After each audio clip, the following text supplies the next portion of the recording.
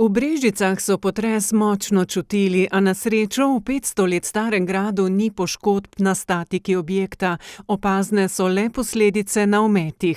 Nekatere razpoke so se tudi povečale, ker vemo, da v zadnjih letih smo kar imeli več nekih manjših potresov, pri nas recimo 2015 in 2016, vsak nam je dal nekaj novih razpok, tudi ta, še posebej pa smo zelo pazljivi pri Viteški dvorani in tukaj se je pokazala tudi na stropu ena razpoka, tako da to nas pa čaka, da bomo vse še podrobno pogledali, res od blizu, in da bomo videli, kaj se pa v tej naši največji dragocenosti dogaja.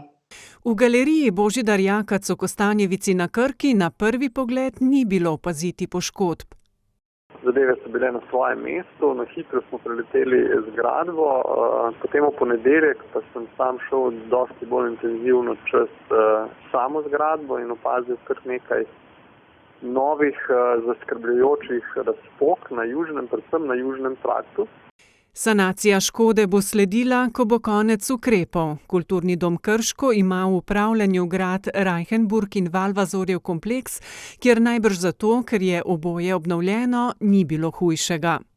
Nekoliko so se povečale določene razpoke, nekoliko odpadlega ometa.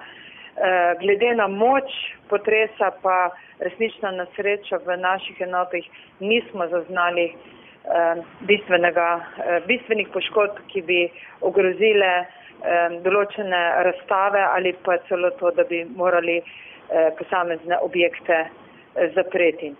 V času zaprtih vrat kulturnih ustanov pa ostajajo odprte sodobne komunikacijske poti.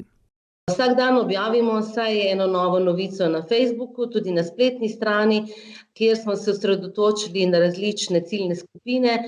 Je nekaj za naše šolajoče otroke, je za tiste, ki imajo radi naš grad, pa si ga bojo lahko zdaj tudi z virtualnimi pogledi pogledali.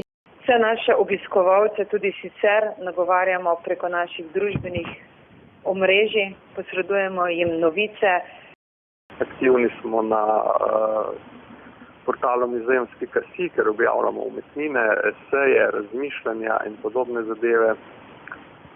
Snujemo neke pedagoške procese, ki bodo mogoče v pomoč tudi učiteljem likovnega pouka po osnovnih šolah tukaj v okolici in podobne stvari.